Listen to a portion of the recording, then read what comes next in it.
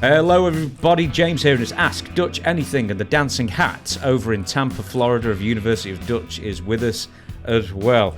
And before we do an hour's worth of your fan questions of Ask Dutch Anything, questions for dutch@gmail.com, let's do the very quick version of the plugs. We've got Pro Wrestling Tees, new t-shirt designs on there that you can buy.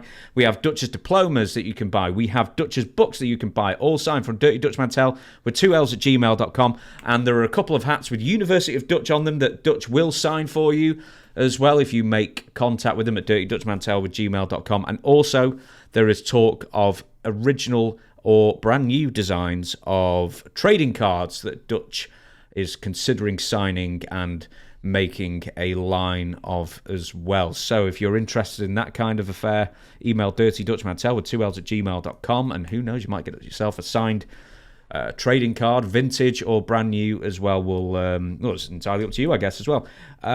Anything else? I've got 2 books as well, one on Owen Hart, one on The Rock. I've still not moved, apparently, fully. The internet's not right in the other house that I'm moving to, so I'm stuck here in this barren insanity. It's almost like a room where, you know, you put like the insane types, the padded room. You look homeless. Thank you. Are you hungry? Oh, I've got too many homes at the moment. No, but are you hungry right now? You look like a homeless, hungry guy. No. Doing a podcast in a barren room. No, I had a bag of smoky with bacon some crisps. Owen Hart picture on the wall and a guitar. Yeah, and an electrical outlet. Can you play that guitar? Yes. You can? Not very well, but I can. Well, you can play guitar. You can play guitar better than me. And when was the last time you picked up a guitar? Several months ago. Have you got one but again? Yes. Do I what? Do I have one? Yeah, do you have one? Because you got rid of the old one at one point. Well, I had one that a guy wanted to buy because it's an old Jeff Jarrett guitar that was signed by Jeff. And I signed it too. And I just, see, I'm not a collector. And I had a couple of guitars anyway. And that to me was more of a collector item than what I would have. So I put it up for sale. Guess what I sold it for? I don't know. $2,700. Ooh. No, that's a lie. I didn't sell it for that. Okay. Was it $27? No, I did sell it for $500. But so $2,700, that sounds pretty good, doesn't it? So, but sometimes, you know, one time I was going to sell something and the guy said, well, that's too low. I said, make me an offer. He made me an offer that was more than I was going to ask him for.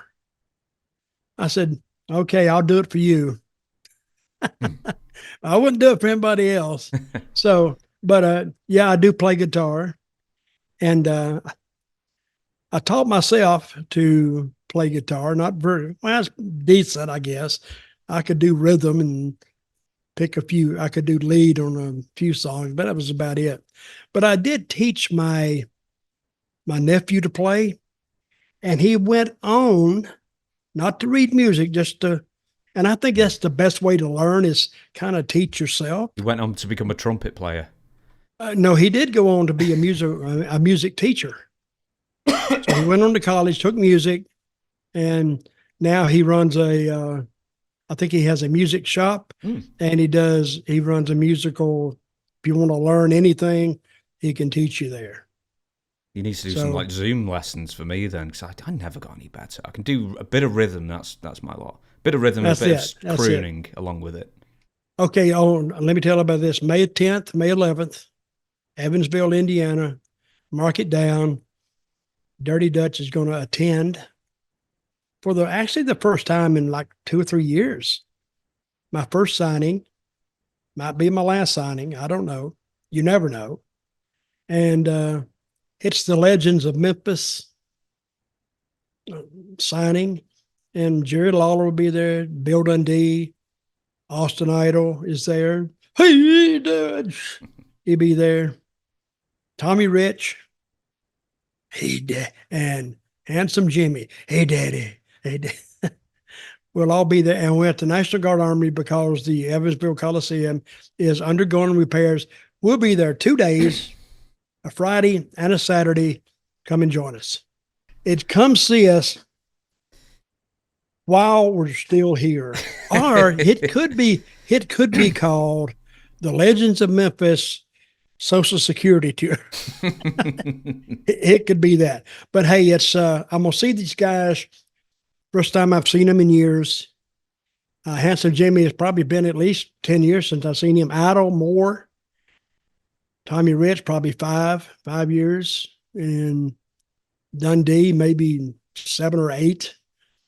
Lawler, probably 5 years anyway. So it'll be a get together for us too. And I think it'll be a fun day. It really will. I think apart from maybe Lawler, you'll have the longest line for sure, because I think this podcast, because we plugged it a lot on this show as well, but I think, or I hope as well, definitely, that there's going to be a ton of listeners that go there and see you and, say I listen to the podcast every week. Because how many subscribers do we have? Like 113, 114,000 now? 100. Well, we're 113 right now.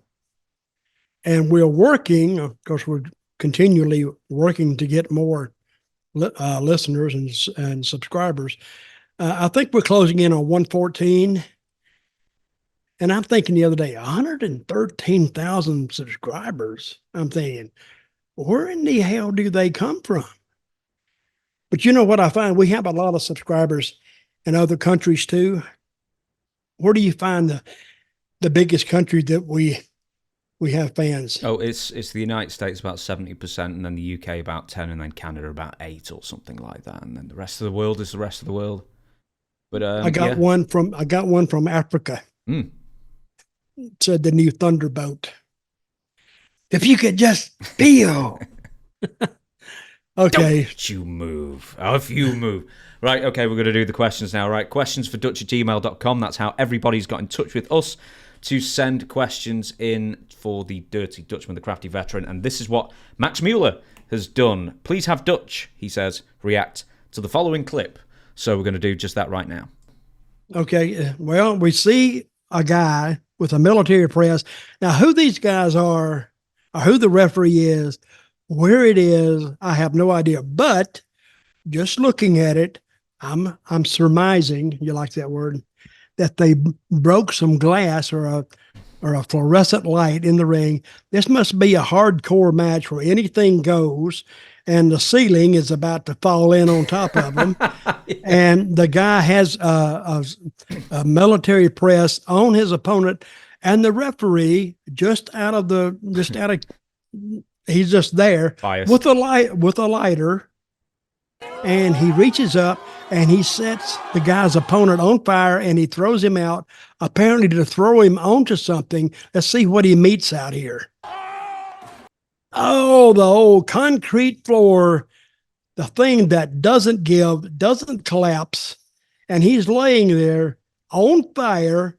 And I'm sure this is a National Guard armory somewhere. Chairs all out of the way. He's on fire.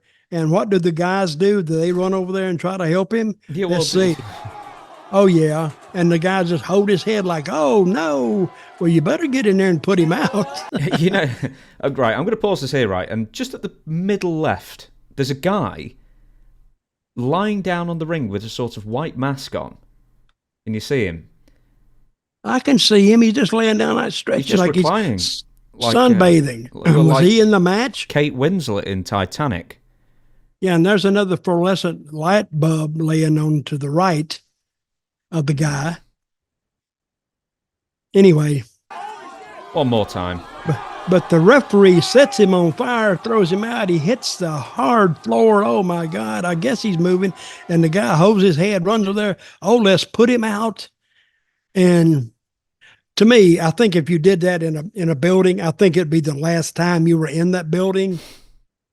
Because if you didn't tell them and you didn't set up for this, if you were in a school and you set a fire, they may arrest you. So I want to tell any of the wannabe independent promoters out there, if you're going to do something like that or like this, you need to tell the building what's going on, because they may have certain fire regulations, especially in a school or a National Guard armory that are both government owned. So they may not want you doing it. And, if you did it, and they didn't know about it, they could get fired too. You'd probably never run that building, or you could get charged with starting a fire. But those guys could get fired, and they might not want to lose their job over some stupid little wrestling stunt. Mm-hmm. So if you're going to do anything like this, and this is just to the independent promoters I'm talking to out there, boy, this camera is moving, isn't it? It's all over the place. It's all over the place. Like it's on Flair. Like it's it's like it's on crack. It is moving faster than Ric Flair. That's faster than Ric Flair here. Whoa, there we go. But hey, let people in on your plans, because now nobody is taken by surprise. Now just imagine after this, somebody says, "What are they doing out there? They could have set this place on fire." You know how people are. They stooge out everything you do. So I'm assuming that if you're the commander of the National Guard Armory, or you're the superintendent of or the principal of a school, let him in on the plan, because it may backfire in both your faces. That's called Dutch's tips of the day. Who is the most brain dead in this scenario? The promoter, the guy throwing the guy, or the guy being thrown while set on fire? Because it's a tough call here. I think the guy getting thrown on fire, he's got two things working against him. And he's stupid, because not only are they throwing him on a concrete floor, he's supposed to hit the table. He missed that one. Not only are they throwing him, he's on fire at the same time, and he agreed to it. Now, so who is stupid? The guy throwing is just, hey, that makes him look good. Well, what if he kills him? What if? Well, that's manslaughter charge. It doesn't matter if it's a pro wrestling match. Yeah. That would be a manslaughter charge. And how do you know he agreed to do that? And the referee would be involved in it too. And Mr. Mask, laying on the ringside watching it, he had to be in on it. So we got quite a case here. You know what I mean? Yeah. So if that guy had died, that had to hurt that guy. You don't take a throw from a ring. He had to travel 15 feet and then hit. You couldn't have done me that way. First of all, I wouldn't have agreed to it. Second of all, I'd have been wrestling with a fire extinguisher, and it's hard to not do arm drags and have a fire extinguisher too, just in case I get set on fire. Asbestos poncho, just in case. And they did. Another thing is they didn't have any fire extinguishers available, apparently. No. They were trying to put him out with their hands. Yeah, that video goes for 11 seconds. He's on fire for at least 8 of them. And by the end of that 11-second video, he's still on fire. Yeah, he had to have a burn. He had to have a burn. Where is that from? Why are you accepting videos like this without any backstory? I mean, it sort of explains itself in a sense. Yeah, but we need to know where it is, so you don't accidentally go there. I don't care where I go. Nobody's setting me on fire. I've never been set on fire. You know that, right? I'd assume that, yeah. Lawler has thrown it at me, but I dodged it. Yep. There's a lot on you that could have gone up in flames. One time, somehow, is a match between Iron Sheik and Lawler, and he was going to... And the Sheik was going to end up trying to throw the fire on Lawler. And he had it's flash paper, you can buy it in a magic shop. And he's trying to light. Somebody has Lawler holding him. Hell, I might have been even holding. And the Sheik said, Jesus Christ, the Jerry, the fucking thing won't light. And the lighter wouldn't work. And finally, he just watered it up and threw it in Lawler's face. The damnedest thing you ever saw. And Lawler went down. Oh my God. He's blinding me with flash paper. You can't make this stuff up. And he never did get it lit. So, but it was the picture of the Sheik. Jimmy Hart was out there too, of the Sheik trying to light the paper. Click, nothing. Click, nothing. Click. Jesus Christ, to Jerry. The fucking light they want to work. I still laugh about that, but that's a classic story. I've never told that before, by the way. No, I love that story. I've never heard that before as well. Next one. Darren says, "Hi, James and Dutch. My question is about title reigns in the 90s and before wrestlers only had a few title reigns, like less than 10. But in the 2000s and after, John Cena and Randy Orton, for example, have had 16 and 14 respectively. Was the title just hot-shotted to pop a rating? Thanks." Monkey see, monkey do. Is what I'm saying. You're saying that all the little independents started using title reigns and are just WWE. I think it's WWE. They went from, your Brunos and your Pedro Morales and stuff like that to having a title change every couple of weeks at one point, it seemed. Well, here I go, sounding like a real old timer now. Back in the day, well, you would have a lot of title changes in the territorial days because you had to shake it up because you didn't have the talent to go. Hell, you didn't have the talent to go 60 days because you'd run through everybody, really. And what is Roman Reigns up to? 1,200 now? 3 years or something like that, yeah. Well, yeah. And that'd be 3 going on 4 almost. But in the territories, you would have your local territory top title, but then there'd be the NWA or AWA world title as well, so which would be longer reigns. They did that in Memphis too, in a few places. I don't think they did it in Continental. I think they just had one title, which I think was better.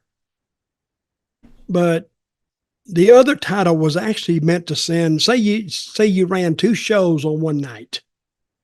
To have a title match on each one of them, you would just split them up. So if you had a spot show you wanted to run, or say you were running Memphis one night, but you had another show you were running, well, you'd put the Universal title in Memphis, and then you'd put whatever other title they have in the other show. So you'd have 2 title matches in each show. So it made the show look bigger. Probably didn't draw any bigger because probably the secondary title didn't have a lot of steam on it. It was always the one that Lawler was after that was the primary title. So if Lawler didn't want it, nobody else wanted it. Because if you got it, guess what that would mean? You'd be in the shit shows. You make more money in Memphis in the 3rd match or 4th match than you would in some main event match with only 150 people there. So I've seen, and they wanted to give me a title one time in Memphis. I said, "Oh, no, I don't need it. Just give me my whip and I'll just make do with that." "Well, yeah, but you could be, you'd be the champion." I said, I forgot what I said. And I was begging them, please don't unless you're talking about the one Lawler has, I don't want the secondary one. Please don't give it to me. Next one, Salvatore M. Because of a former line of work, I had the opportunity to meet several of my wrestling heroes from the 60s, 70s, and 80s. It was awesome to talk to them about things that wasn't pro wrestling, topics such as politics, sports, women, and just general life stuff. There was a glaring commonality in all these discussions, the phrase, "It's all a work, brother." That being said, is everything in life a work, brother? Well, first of all, we're not brothers. Brother. But yeah, everything in life is a work. If you think about it, somebody does something. What do they do that for? Well, they're working you. Everything is a work. Tell me something that's not. Probably doctors aren't, because they're going to tell you something that's very, very serious, but mostly everything else is. Politics, the biggest work in the world. It's all promotion. He says this, well, he's a liar, he's this, and you deal on feelings in politics. Of course, maybe a few facts. And of course, the media doesn't deal in any facts. They just deal in the ones they want to produce. You know, if they give a fact and then all of a sudden they don't give the counterpoint to it, and it's just what they believe. So they want people believing one way. Everything is, it really is a work. It really is. If you really think about it, and I can't come up with any great examples right now. Magnets. But what magnets? Yes. Are magnets a work? Magnets a work? It is. Tell me how it is a work. No, I'm asking if you think compasses and magnetic fields are a work. Possibly in the greater scheme of things, it could be. Really, if you thought long and hard about it, why was it meant to work that way? Because if you think about nature, everything kind of works in nature. Even dying. You're dying for a reason, to make room for somebody else or make this. And why do animals eat other animals? And that's what I'm saying. Yeah, well, and they say, well, people, they kill little animals to eat and they're harmless. Well, yeah, but they're meat eaters too, most of them, except for the squirrels, and they eat nuts and something like that. But the bears and the lions and the tigers, they're all meat eaters. Elephants aren't, though, are they? No. So, but there's a reason why that works, and I don't know the reason for it, but nature is like that. If you think about nature in its totality, we breathe oxygen, but oxygen is not the major component of just air, right? Nitrogen is. Nitrogen. Is nitrogen a work? In the greater scheme of things, it probably serves a purpose, but it is. They use it for other stuff too, right? So it probably is. I don't know. And then I think about how in the hell did people years ago even figure this out? How did they figure out oxygen? How did they figure out nitrogen or hydrogen? How did they figure out the atomic bomb? How did they figure that out? And another thing I've thought about, because I have weird thoughts sometimes, language. How did they figure out language? Of course, in different languages. How did they come up with the words of verbs or adverbs or adjectives or subjects? If you think about it, and that was years and years and years ago with the really hard languages. How did they do that? You ever think about that? No, you don't think about stuff like that. I think about that. I like etymology. I like which you like that word? I did like that word. Yeah, I like. What's it mean? The meaning of things? Yeah, no, the naming of things? The history of a word. So okay. The provenance. There's another word you can have. Oh, that's a great word. Excuse so me, what were we talking about? Brother, please. You need to check yourself before you come on the show. Okay, what was the question here? Was everything a work? Yes. But I believe your answer is basically yes, it is. Well, I'm a wrestler, and I've heard it 1,000 times. And what's the better question is, what's not a work? Okay, death. Taxes. Is death a work? Taxes. You die for a reason, right? Hmm. So it has a place in nature. I may not be describing it. Birth. Because, how many people in the world right now? 7 point something billion. Can you? No, more. Almost 9 billion. Can you start singing The Circle of Life from The Lion King? No, I cannot. Oh, okay. I didn't see The Lion King. What? I saw that on my birthday. My 8th birthday, I think. I saw that.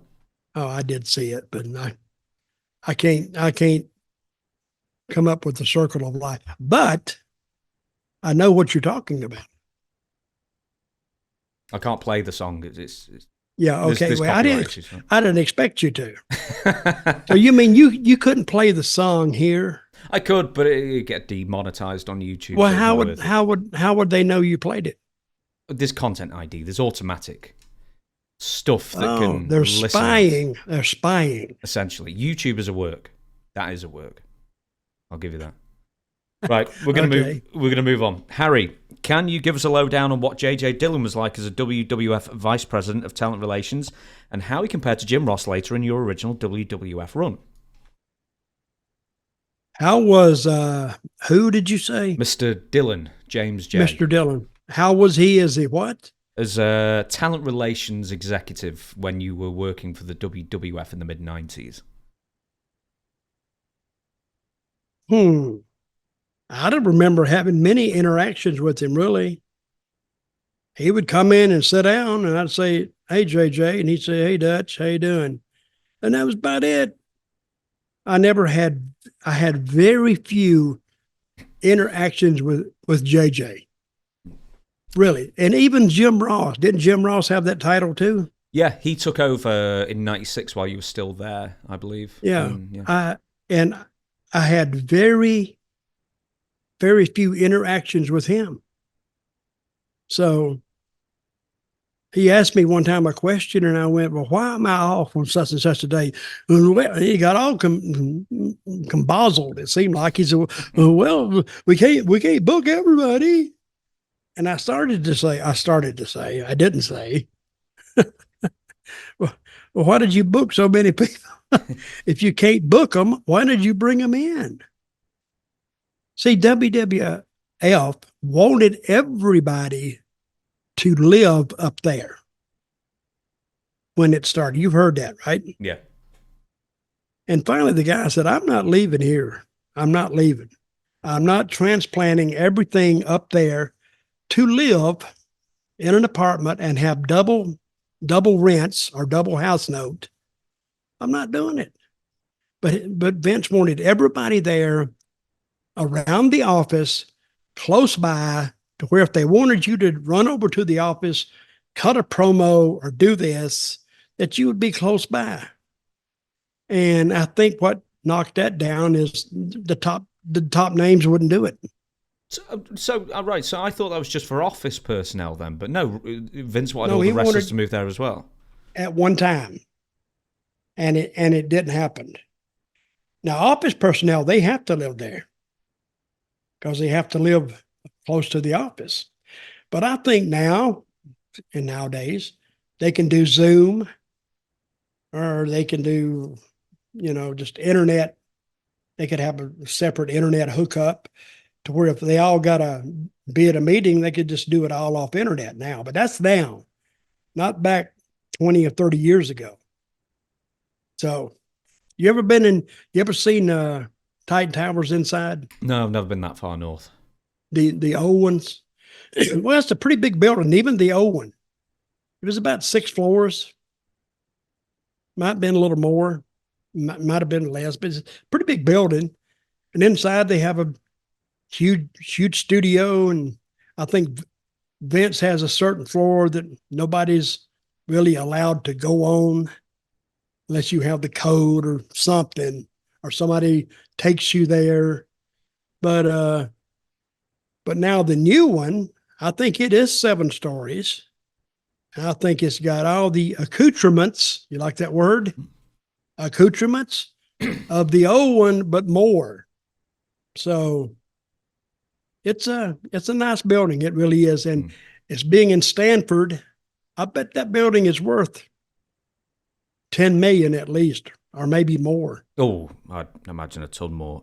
Who was Talent Relations VP during the Zeb Colter run?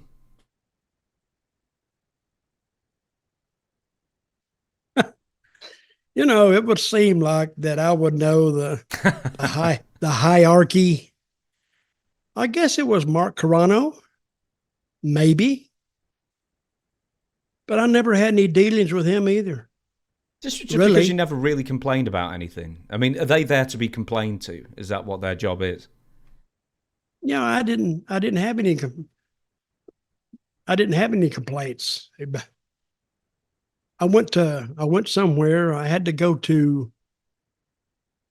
This is what I did one time. I had to go somewhere and do this video, and I told him, I said, "Listen, I can't fly coach." Why? I said, "I'm hurt. I can't do it." Okay, that's all I said. First class the rest of the way. People go by, they look at me sitting in first class. How in the hell did you get up here? I says, I don't know. A luck of the draw, I said. A luck of the Irish or something. Look at the Dutch. Yeah. It just passed me up. So sometimes to get something, you got to act like you deserve something. And I would think after 40 something years in the business, yeah, I did deserve first class, really. Mm-hmm. And they got all these deals anyway. So, and it's tax deductible. So why can't I have a little comfort on the way up there? I'm doing the same job as everybody else. And even, I was going to Europe one time. That's when it started. I said, I can't go, coach. So they stuck me in first class. And Swagger would get on. He said, what are you doing up here? I said, get in the back, jobber, job boy, get in the back.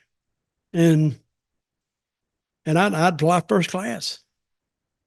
Not a bad deal if you get it. No.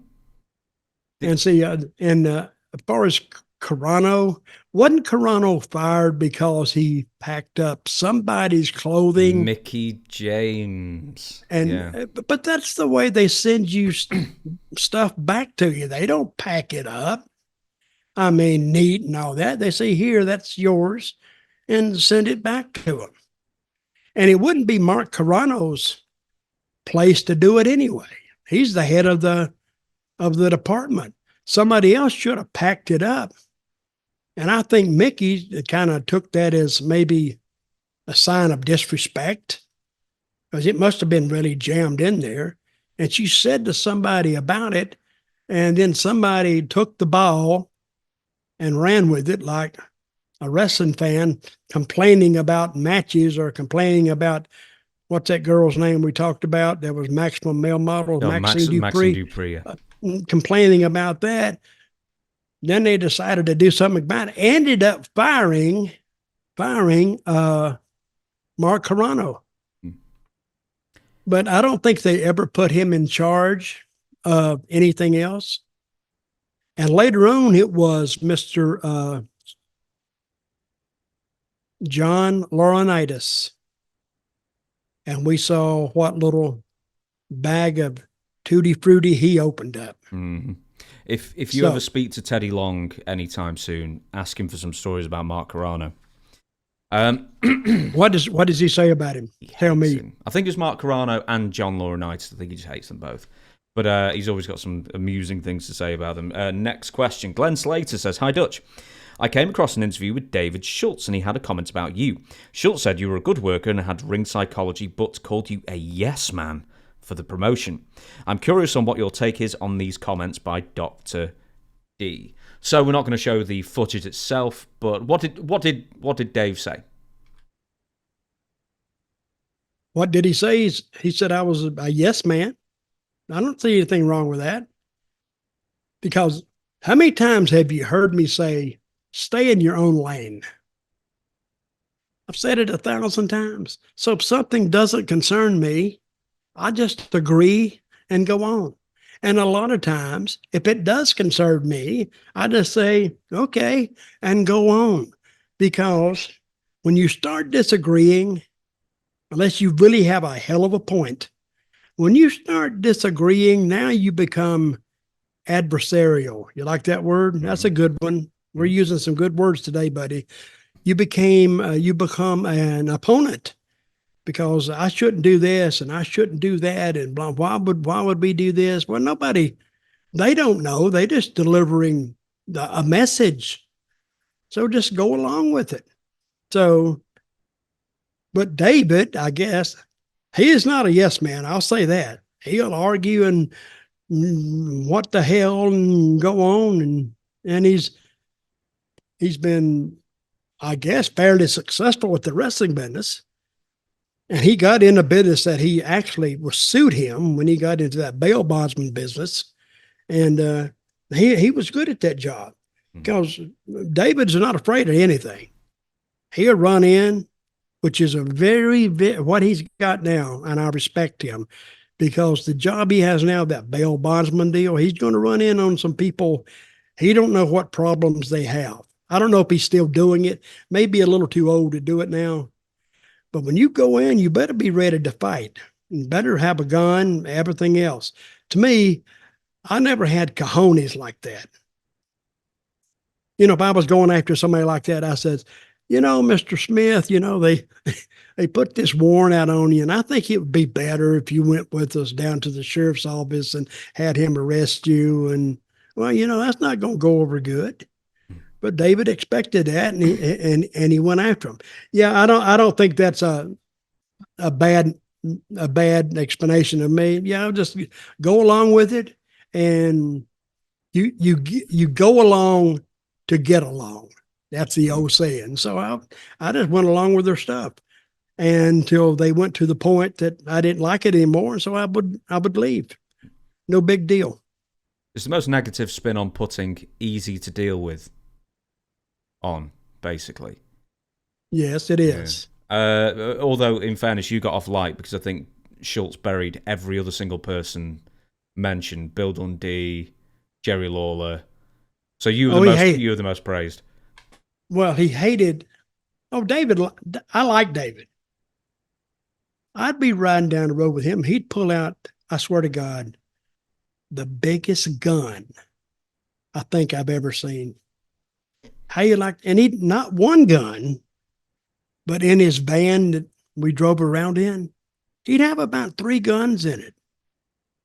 I said, damn, what do you expect in a war? You never know. You never know. And we'd be riding down the road and he'd pull one of those guns out and there'd be a sign, bang, bang. He'd just shoot his gun. So now you might know why. Why you're easy to get along with. Why I was easy to go along with because I didn't want to have any heat with him. So I would just say, well, whatever you want to do, brother, whatever you want to do. And I've told the story about him pulling the guy back to the dressing room, right? Oh, God, yeah. Oh, man. And he was just, and I told the guy about him hitting the guy in the head in Louisville, right? Yeah, with the belts. Blood went everywhere. David didn't back down from him. And of course, everybody knows he got sued for the thing with Vince McMahon with, what's the guy's name? Stossel. John Stossel. Yeah, and he slapped him so hard. A guy told me one time, he said, don't ever punch anybody, especially if you're a big guy. He said, open hand slap them right on that ear. He said, if you hit them with a fist, you got to get them just right to knock them out. Here stuns them for about 10 seconds. And he said, then you can be all over them because you get hit here, your eyes close, your brain starts. It's a motion that your brain doesn't detect right off. And he says, that's what you do. If you want to get the upper hand, slap them, but slap them hard. Have you seen the new thing they got on Dana White has it? The slap that power slap stuff. Oh, it's awful. Well, that's what can knock them out. Yeah. If somebody said, throw a punch and hit me, nobody would do that. But the slap, they're not thinking about the slap. But some of them just stiffen up and go down. That's what happens when you know who told me this? Don Harris, one of the Blue Brothers. He said he used to be a bouncer in clubs, and his brother too. He said, if you ever got to touch somebody, he said, slap them. And he says, then you got them. Because they're expecting a punch or something else. But he said, if you slap them, he said, you're going to stun them for at least 5, 6 to 10 seconds. And they're wondering, you knock them on the dream street, they call it. And by that time, you can have them, you can do anything with them, you knock them, then you can knock them down, handcuff them, or do whatever you want to do. Some of them, and it helps if you're a bigger guy. And Donnie was about 6'8". He didn't weigh over 300, but he weighed 270. So you have a guy 6'7", 270, open hand slap you coming way back here and hitting you. Yeah, it would rock your world. So I learned that from him. So I slapped this woman down at the supermarket. She was about 80. She's about 80. And I said, don't you ever talk to me in that tone of voice again. You said Schultz hated, and then you trailed off there. But I mentioned Bill Dundee and Jerry Lawler. He hated Lawler. He hated Lawler because he's from Jackson, Tennessee. You know, I talk about professional jealousy. He hated Lawler. He didn't really hate him. But business-wise, he kind of hated Lawler because he used to say, he had some great sayings about him. He didn't like Dundee because Dundee would go around and do silly stuff in the ring, and David didn't like to do it. But it was according to what Lawler was doing with him at the time. If Lawler was pushing him, he liked him. And if he wasn't pushing him, that's something. But David, you know, I'll say one thing about him. He wasn't boring, and he was fun. He was fun to travel with. If he wasn't slapping somebody. Yeah, of course, or shooting anybody, of course. Next one, name unknown. Sent us in a long email regarding rumours surrounding Tom Zenk's dismissal from the WWF in 1987. Rather salacious, that involves Pat Patterson or Vince McMahon, Halcyon, and then Tom leaving WWF in short order, which seems a bit fanciful to me. One of the sources was Billy Jack Haynes. So if we leave that there in that sense. Having said that, did you ever have any interaction with Tom Zenk in WCW? And did he ever talk about him leaving the WWF when he seemed to be riding pretty high just a couple of years earlier? My recollection of Tom Zenk, I maybe worked with him once, maybe. Tom Zenk and myself. He was like higher mid-card. I was like lower mid-card. And so we kind of I only remember one match with him. And he's not the type to sit down and idly chit-chat back and forth. And he seemed kind of pissed off anyway. So whatever he said, whatever, man, whatever. Like David said, yes, he said, what if I hip toss you? Fine, do it. Slam, okay? Yeah, do it. And then I said, I'll stop you. Okay, what? I'll get you an eye. Okay, do it. Well, if you agree to everything, now the other guy's got to kind of agree to a lot of stuff too. So, no, I didn't have any kind of a come home to Jesus chat with Tom Zenk. And he wasn't there long. And do you know, it's funny, he was in WCW for like 6 years. Like from 89 or 88 to 94, 95. He seemed to just be there for a while and just ever decreasing down the card when I've talked to this with Shane Douglas. When did he leave? Probably 95 or something like that. I've talked about this with Shane Douglas, and it's one of those things where he said he seemed to have all the tools, good look and that kind of thing, but just, I don't know if it was a personality issue or what. No, that's what it was. I'll tell you exactly what it is. He can't talk. He cannot talk. Now, you just said on our show, our regular show, Thunderbolt Patterson and Ole Anderson could talk you into a building. They could talk, if I could. Thunderbolt would talk you in. Ole would talk you in. Tom Zenk could talk you out. Because he can't. But see, what was the strange thing about Ole? Usually your good talkers are from down south. because they talk a lot of good bullshit. Ole was from Minneapolis, so you wouldn't expect him to talk a good game, but he talked a great game. So, and that's what I try to tell guys who want to start out in the wrestling business. I said, first of all, learn how to wrestle first. Do that, or at least learn the fundamentals. Then work on your character and your delivery. But then, even if you had a great interview, you have to sell yourself to whoever's in charge. You ever tell them you got to give them the idea for your gimmick if you got one, and you got to make the person feel that your character that you've decided on, has merit, has worth. Then if you and you got to sell that to them. Now, if you're a young guy trying to sell a rapper gimmick to an old timer, yeah, I can see why it don't go. He don't see it. And actually, I see it today, but I don't see it. If you think about Thunderbolt, if people wanted to do the rap, he'd just be more over even today, if he could do it. But he didn't have to do it. But see, wrestling is more than just doing arm drags and drop kicks and all this kind of stuff. And suplexes. It's more than that. It's the character that you portray. Take Tommy Rich. Decent worker, not great, decent. But he did that Southern Boys down south gimmick, and it was believable because it was true. And, everywhere he'd went, because people thought he was really a good guy, and he is, and they identified with him. It's like anything else. Like Roddy Piper talked a hell of a game because you thought he was about half nuts.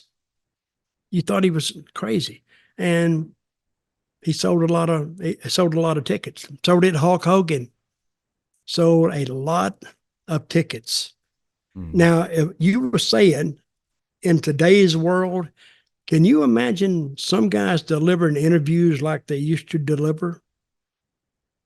I don't see it, but I don't think anybody's actually tried it. Tell you the truth. So who does that today? God, no one. Even AEW doesn't do it. They just try to go out there and talk. And see, screaming doesn't get it. Nobody really does those interviews anymore anyway. But you got to be creative. And that's why I like the guy who you say, the rapper, who is he? What's his name? Max Caster. Max.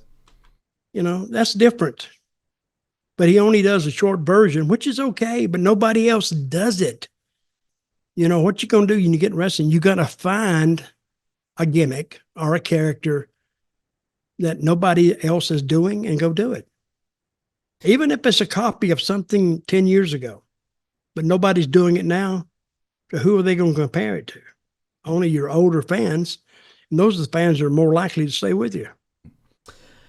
We shall... Does that make any sense? Yeah, absolutely. We've probably got time for either two or three. Zwella, hey, Dutch and James, has always loved the podcast. I just watched an interview with Bobby Roode, and he credited Dutch with forming Beer Money.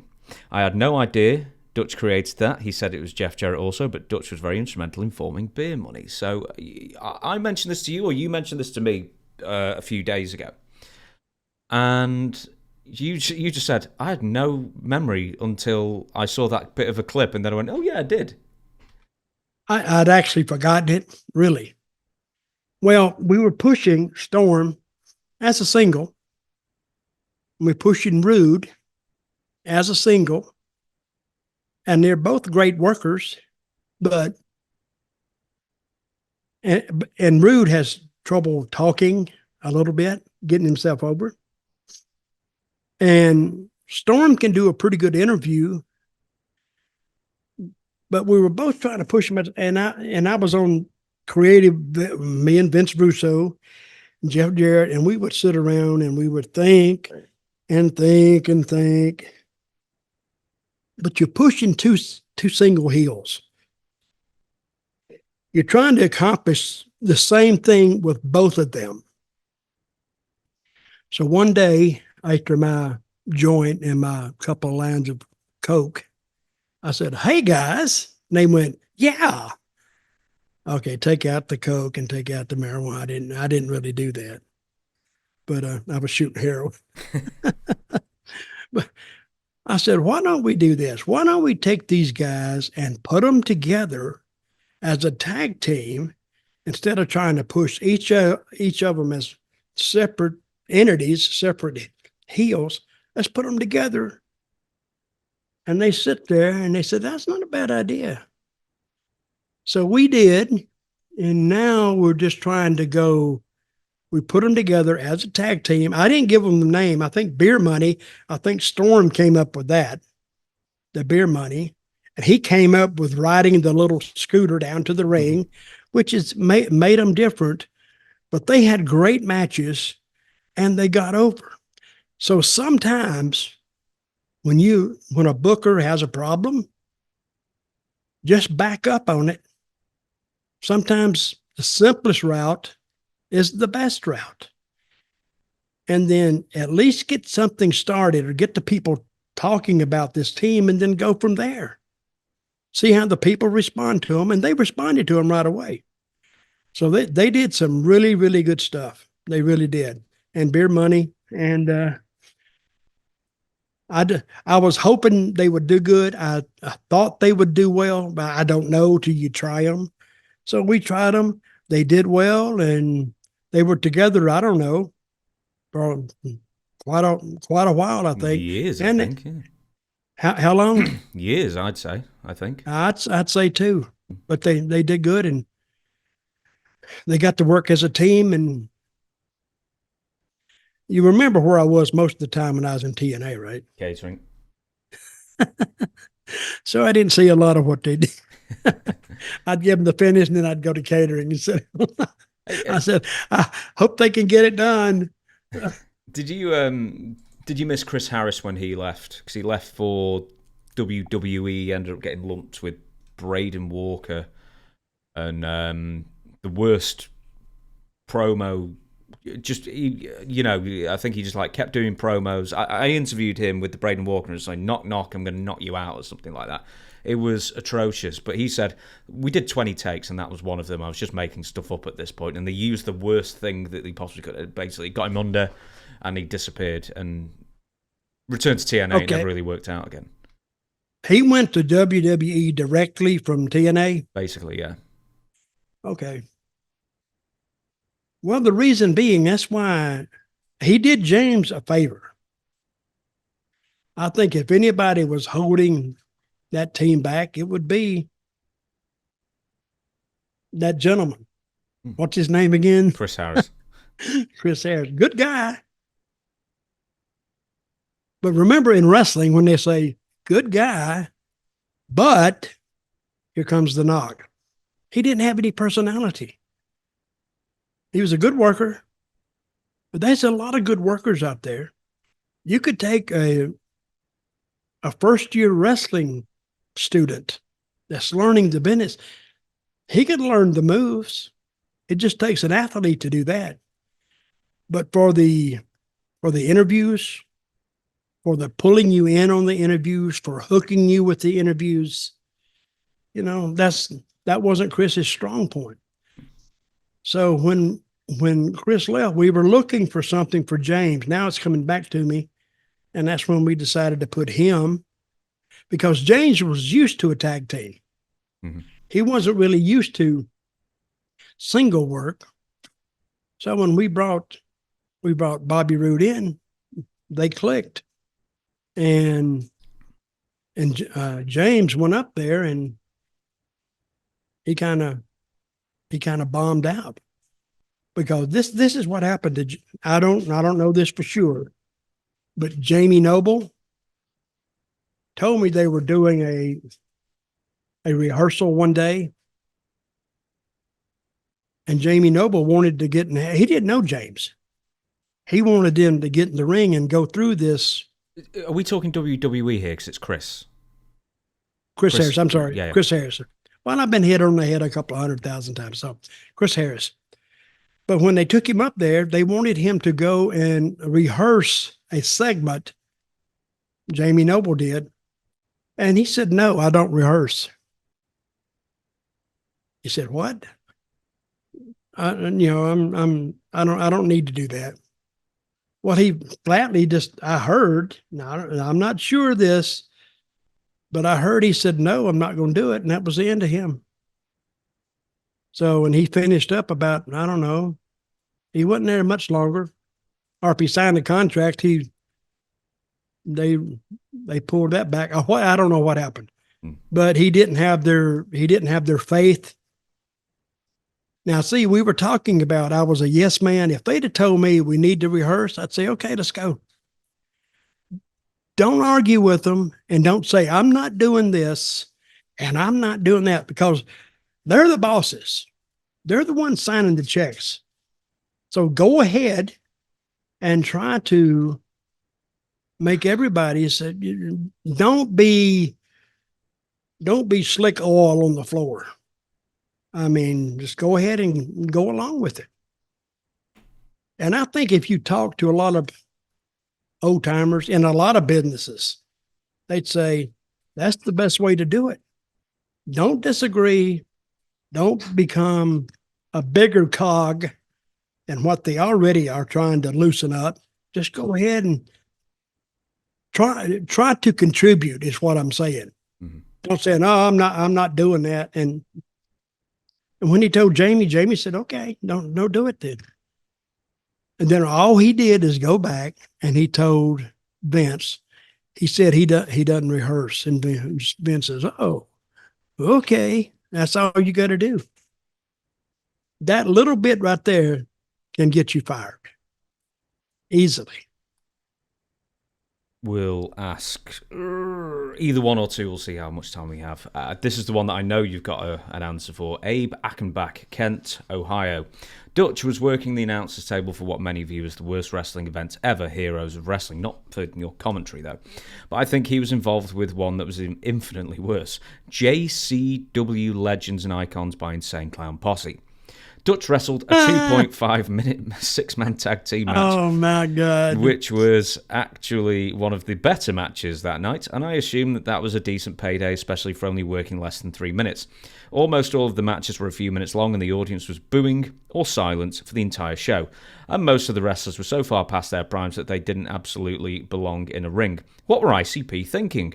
The show was embarrassing on every level, and the Ken Patera versus Bob Backlund match was especially hard to watch, with Ken being 70 and barely being able to move.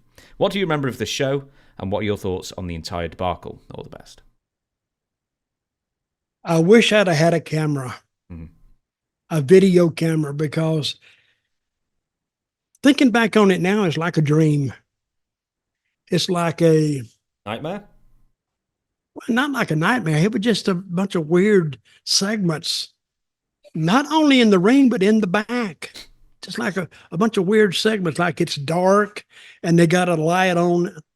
We wrestled at 8 o'clock, I think, and then we wrestled again. We did a late session and it come on at like 2 o'clock in the morning.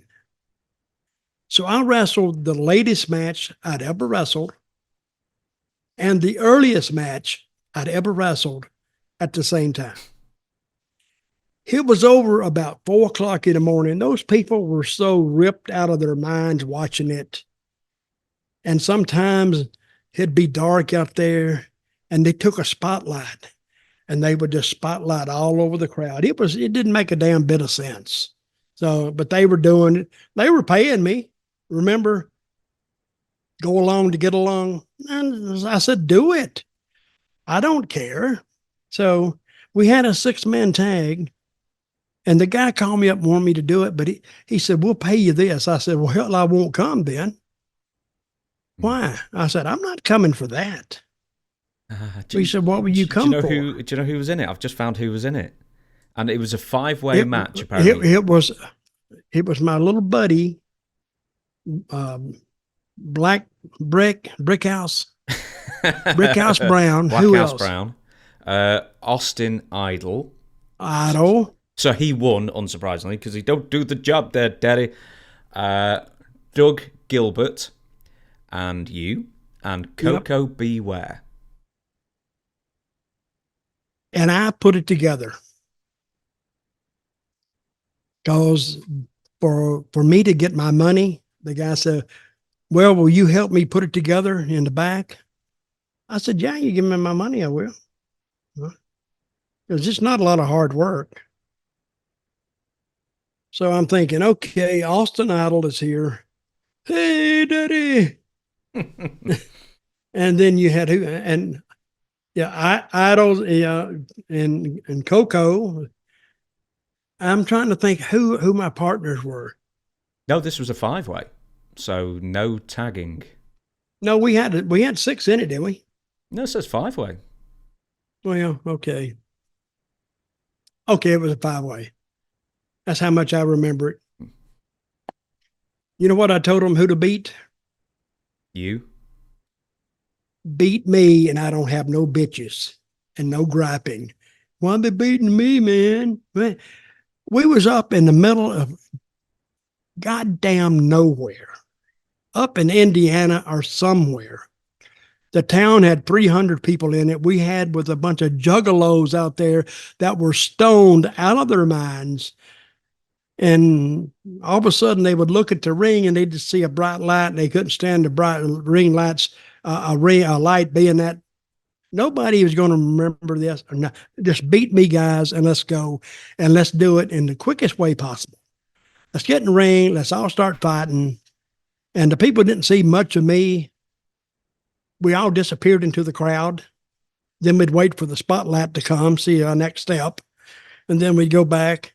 And then all of a sudden, I got in the ring and 1, 2, 3, ding, ding, ding.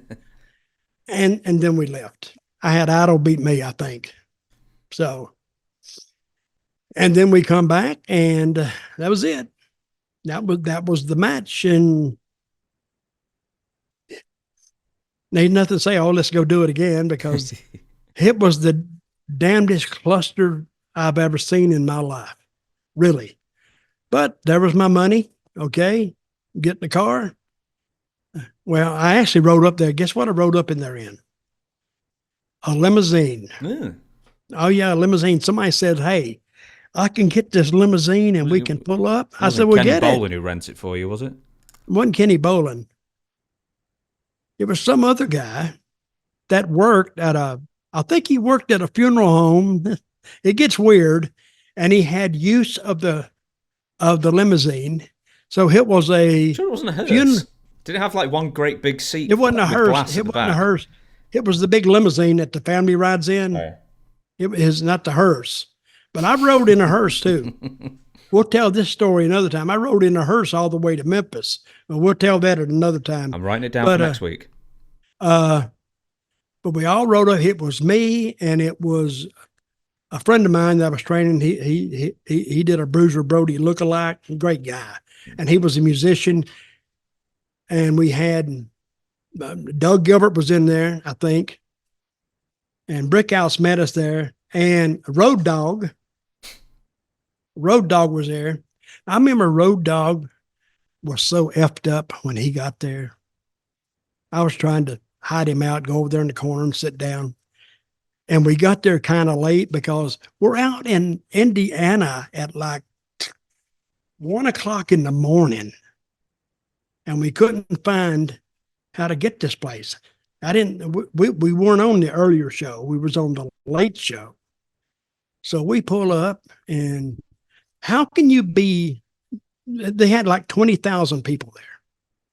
How can you go and look for 20,000 people out in the woods and you can't find them? There was no lights. There were no nothing. It was Oak Grove or something. See, they didn't even have a police department. So you pull in and they got some cops there. What are you doing?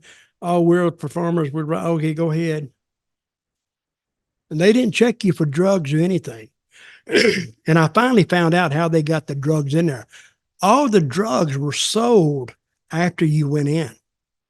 And I'm thinking, well, how'd they get them in here? You know how they got them in there? They went like a week early. and went in there and buried the drugs. That's an old festival trick. Yeah. And they put them in there. Nobody can catch them. I didn't learn it to that night.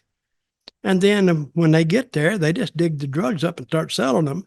And the ones they don't sell, they put them back in the ground and cover them back up.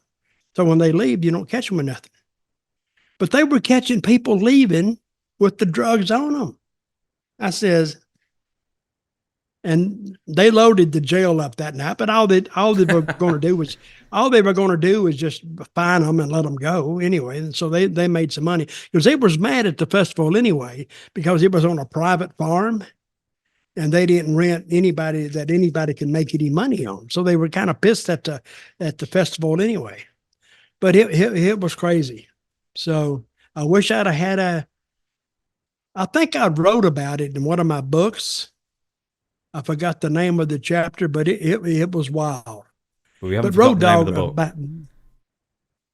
I don't know. I got them right here, but I don't know. The World According to Dutch and Tales from a Dirt Road, available at Dirty Dutch Mantell with 2 L's. But this is what happened to Road Dog. He was so messed up that he was late, and as soon as he got out of the car, they said, "Go, go, go! Your match is in the ring. It's a 6-man tag or something, and do this and do this." And so he's messed up anyway. He goes to the ring. He's out there maybe 90 seconds, and they have it build up a little bit so the people could see. And it's a step off. You got your ring, the ring that the actor sits on, and it's got a little apron with dirt in it. And then it's got a step off to the rest of the dirt floor. It's all dirt.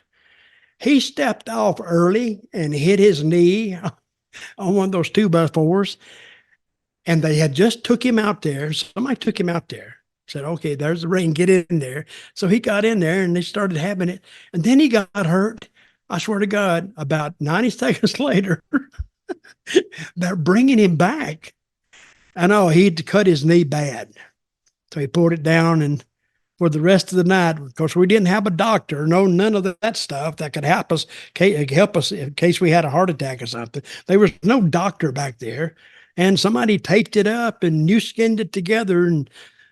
And when we got ready to leave, he had his knee all taped up and it's still bleeding, and we went back. Oh, it was crazy. Let me just looking at this event, some of the matches. It opened with a 15-man battle royal that went nearly half an hour. Yeah. Right, so Brutus Beefcake, Carlito, Disco Inferno, Doink the Clown, Headbanger Mosh, Headbanger Thrasher, Jim Duggan, Jimmy Snooker, Rikishi, Rob Conway, Ronnie Garvin, Tony Atlas, Eugene, and Viscera. And the Battle Royal was won by Zach Gowen, who I imagine... one leg. Yeah, well, both legs have to touch the floor. So maybe he won on a technicality. That sounds just like what they would do. Following that, the Rock and Roll Express defeat the Midnight Express, Bobby Eaton and Dennis Condrey in 33 seconds.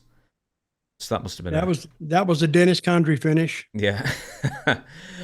Rhino and Too Cold Scorpio and Al Snow and Balls Mahoney and Raven and Sabu and Shane Douglas in a 7-way match. Rhino wins, and then there's the question asker. Now I think that was the early show. Yeah, it's in the first half of this card. After that is the much vaunted singles match. Bob Backlund defeating Ken Patera in I don't know, whatever catastrophe. It sounds like 5-way match that we've discussed with you in it. Singles match: Tracy Smothers defeats Tommy Rich in 36 seconds. That's a Tommy finish. Tag team match: guest referee Vampiro. Kevin Nash and X-Pac with Scott Hall defeat the New Age Outlaws, Billy Gunn and Road Dogg. Who was this the one where Road Dogg collapsed, or was this another part? I think that was the early show. We had a late show at 2:00 in the morning. I think they got some of that all messed up. And apparently the main event, according to Cage Match, Bob Orton and Roddy Piper defeat Mick Foley and Terry Funk in 4 minutes 14. What town was that in? This is I'm in the field somewhere, I guess. Cave in Rock, Illinois. Yep, that's it. But they had an 8 o'clock show, then they had a 2 o'clock show. I think a lot of those were mostly on the early show. Mm. Ooh, do you want me to see if I can find the late show, or would that be? I don't know, but even there. Nah, we'll leave it. We'll leave it anyway. And also, But it had to be Road Dogg missed his first match because he was in the second match. Or they put him. I don't know what they did. It was. I'm not going to attest to any of that. And just because we will end on this one. You were also at Juggalo's Flash Night Wrestling, Hanging with Heroes, the year before in Cave in Rock, Illinois, where you wrestled. Do you know who you wrestled in a singles match the year before? No. Doug Gilbert. Oh, I remember that. But that wasn't a bad match. I think. But I was trying to think. They had one year. They had this girl singer. And she went out there. I remember what her name was. It Tia Tequila or something like that? Tia Tequila. So I'm watching her go out there, and she must be so stupid. She's kind of like slammed the Juggalos for being stupid. Well, they didn't like that. And they started telling her, "You bitch, you this, that," and they started throwing stuff at her. And I forgot who she had out there with her. She had somebody with her that was trying to protect her. And they got to throwing bottles and everything, and the guy was knocking them down. And, you got to go out there and watch. You're out in the middle of a field, in the middle of nowhere. So it was crazy. Then she said something, and then somebody in the crowd, they started shouting, "Show your tits, show your tits." And then the crowd picked it up, "Show your tits." And the bottles were coming. She says, "Okay, wait a minute. And then she pulled her top up. And the people went, "Oh, we hate your tits. We hate your tits." So no matter what she did. And she finally got hit with something. And even one of the clown posses went out there, the bigger one, and called her up and said, "Hey, listen, just go in the back. We'll still pay you." "Oh, no. I'll do my set. And that's when she got hit. And I think it cut her head or something, whatever. And then they pulled her off. It was the damn. See, what they would do, they would go out and they would rent this farmland and they'd get it dirt cheap. Then they would go in there and set it up. And what did they call this? The Jubilant. What was the name of it? If the pay-per-view was Legends and Icons, was Juggalo's Championship Wrestling.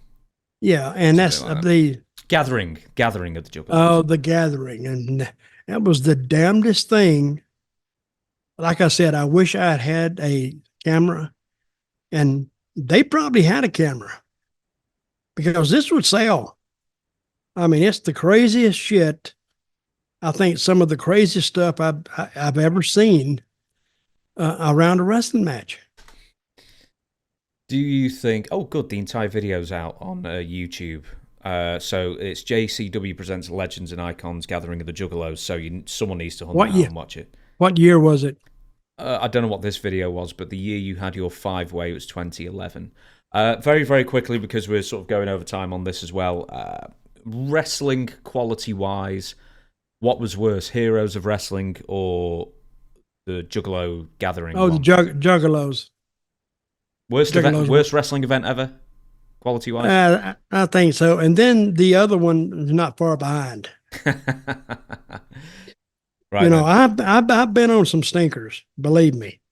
But what was wrong with the Juggalos thing is nobody give a crap. They just did it because they don't take wrestling seriously. They take wrestling for, if you want to go out there and do a good job, you can do it. If you don't, and nobody cares. Would you care if you had to appear in front of a bunch of drunk ass the faces painted people sitting out there? I would care. And they're looking at you. They're looking at with eyes like this, and half of them asleep, half of them awake, some of them passed out. I'd The care the very much about my safety. Yeah. Well, we didn't. There's a bunch of damn juggalos. So I mean, they're basically harmless, except when we pulled in, we was in that limousine, so it was hard to turn around and maneuver. But somebody said, "Hey, they just had a knifing up here. Some guy robbed another guy," and I went, "What the hell are we in?" But that's the only thing I heard that was kind of bad. And then when we left, the cops were really friendly. It's not, but the cops can't even come on the premises unless they're invited.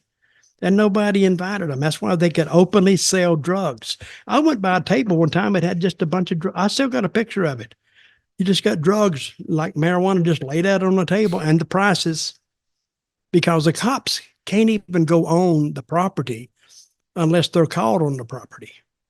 And they got a guy got cut, but still they didn't call anybody on the property, because once they're on, they're on. So they said, keep them off. They don't like cops anyway. So, but to me, if I was messed up there and I go there and I see all those people, I'd have freaked out. Tell you the truth, they look like, some of them look like they hadn't taken a bath. They go and they spend the whole week there. Some of them look like they hadn't taken a bath in like a week, and maybe not. But this is the first time I've talked about this event in ages. And it brings back not bad memories, but it's just memories that I don't know how I forgot. I mean, I don't know why I don't think about this every day. But Yeah. but the two Posse guys, good guys. Because I remember them being in Smoky Mountain. What? I think they were in Smoky Mountain. They love wrestling. And I know they's in WWL for WWE. Right? Unbelievably, they were in, I think they made appearances in WWF, WCW, ECW, and TNA. They managed to make appearances in all of them. It was TNA. Yeah. Yes. Because they love wrestling. And this guy who put it together, he just booked a bunch of people. Because they must have more money than they have brains. But they may have sold so many tickets to this gathering that, hey, this is just another show for them. Some of those artists, because they could ask for 10 grand, and I guess they got it. So I don't know what Backlund asked for. I bet Backlund asked for 5 grand. And they could have said, because they're big fans, and they said, okay, come on. Well, I'd come on too. I didn't make anywhere near 5 grand, but I made a damn good payday that I didn't think that I got to ride 2 hours to get there. Okay, I can do that. 4 figures? Are we talking 4 figures? Oh, no, we're not talking 4. Well, let me see. Yeah, we are talking 4 figures. Oh, yeah. Yes, we are. But nothing like drop down to the early 4 figures and you'll have my salary. Hey, still for an experience in 4-hour trip. No, yeah, but seriously though, you go there, you're doing something you know how to do. You know you're not going to get hurt. You're just going to. I mean, I'm not going to drive a truck, make this. I'm not going to do anything else and do this. So, and they're paying entertainers, so pay me, and they did, and guess what? And you got ready. Your money was right there. Here you go, just in packets. Here you go. Is it okay? Okay. So yeah, bye. And they didn't have it. Now, if you want to hear a bunch of bitching, have them go and stiff some of those guys. You never hear the end of it. And I don't blame him. If a guy tells you he's going to give you X number of dollars, he needs to give you X number of dollars, because, if somebody had really gotten hurt in that ring that night, they had no medical personnel around. And I would think there had to be some on the premises somewhere, because you can't have a big festival like that with not having medical personnel there. They just weren't back there with us. So, but I felt sorry for Road Dogg, cut his knee, and But on the way back, he wasn't feeling any pain anyway. So we got him back and we all went home. I got home about 7 o'clock in the morning. A little bit richer. Well, a little bit, yeah. But I enjoyed, I wrote a chapter about it in my book, and I got to see it firsthand. There we go. And you can get a signed copy of those books, The World According to Dutch and Tales from a Dirt Road from Dirty Dutch Mantell with 2Ls at gmail.com. Make your request there, as well as diplomas, as well as potentially signed hats if you make a request, as well as signed trading cards at some point soon. So register your interest, Dirty Dutch Mantell with 2Ls at gmail.com. And if you want to put a question in for this show for Ask Dutch Anything every single Tuesday, it is questionsfordutch at gmail.com. But for now, Dutch, I'm very hungry. I'm going to have some dinner. You're always hungry about this time. Well, yeah, it's 7:30. What time is it? It's 7:30. I'm starving now. Really? Oh, yeah. What time's it here? Oh, 2:30. okay. So you need to have your lunch. I need to have my dinner. And Dutch, we need to say we the people. We the people. I enjoyed the show.